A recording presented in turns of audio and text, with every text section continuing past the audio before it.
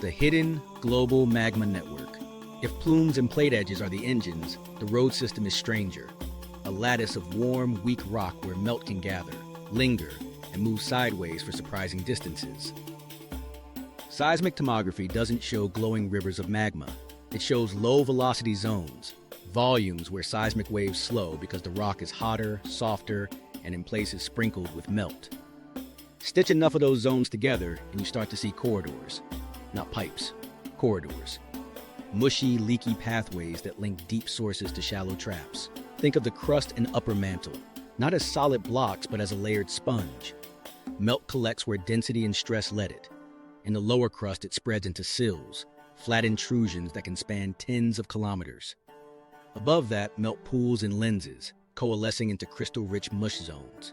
These aren't empty chambers. They're saturated frameworks with melt weaving through crystal scaffolds. A nudge in pressure opens pore spaces. A cooling step crystallizes more, squeezing fluid elsewhere. The network breathes. Tomography hints at this breathing.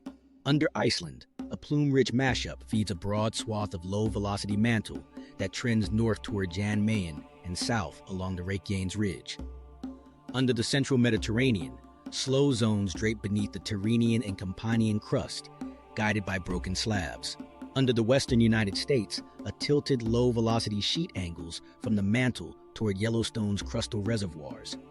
But it spreads, thins, and thickens as it hits old tectonic scars. None of these look like straight tubes.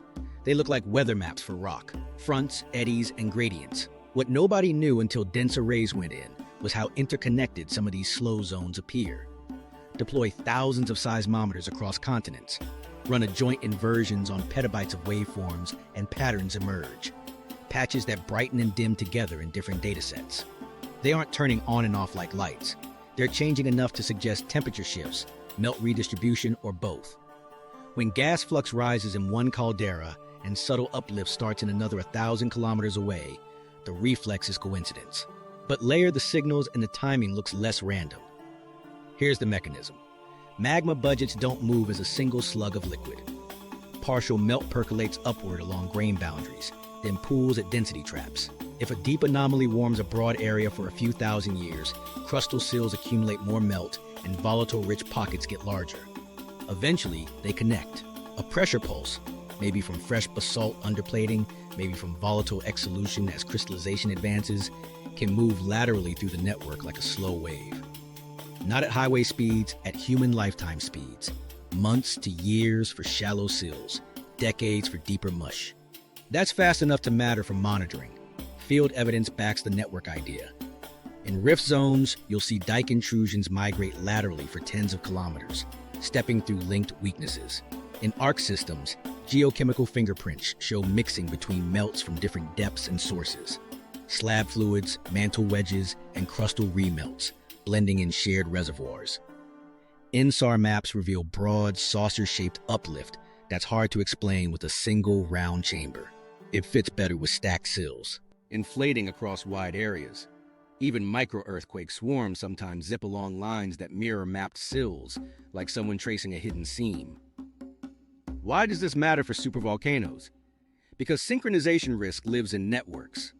If multiple calderas sit on shared supply lines, broad zones of elevated temperature and melt fraction, then regional changes can push several systems closer to their tipping points at once. Not to identical outcomes, but to thresholds. One may burp a VI4, another a VI6, while a third just exhales gas and lifts a few centimeters. But stack those outcomes within a decade, and the global impact compounds, aviation reroutes, sulfur-driven cooling, disrupted harvests, without a single VI8. There's also the priming effect. A distant plume doesn't need to send a magma bullet to a caldera to matter. It just has to maintain a background of warmth that keeps melt from freezing. That reduces the extra energy needed for a local recharge event, say basaltic injections from below, to tip a reservoir from mush toward eruptible melt. In that sense, the highway is thermal and mechanical as much as magmatic, a field of softened rock that makes pressure waves travel farther and sills link more easily. Scientists test this with coupled models. They take tomography-derived structures, assign plausible temperatures and melt fractions, and simulate how pressure pulses propagate. The outputs aren't drum beats. They're slow, damped ripples that amplify near structural traps, fault-bounded basins, old rift fabrics, thick to thin lithosphere steps. That's where you'd also expect to see helium wiggles, gas chemistry shifts, and millimeter-scale tilts pick up. If 3 instruments in different countries nudge in phase, it's a clue. Not proof, but a pattern to watch. Microstory: a remote station on a salt flat records a steady helium-3 rise, then a plateau. 2 weeks later, a caldera across the ocean shows a slight, persistent uplift on INSAR. A week after that, a subduction arc vents more SO2 than its seasonal baseline. Each team shrugs at its own anomaly. A data analyst, sleepless in front of an open dashboard, clicks layers on and off. The timing lines up.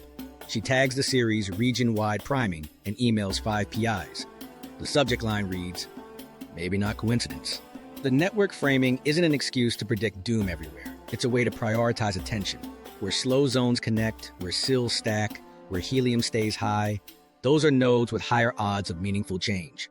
It also reframes the old question, where's the next super eruption, into a more useful one, which clusters are edging toward collective stress.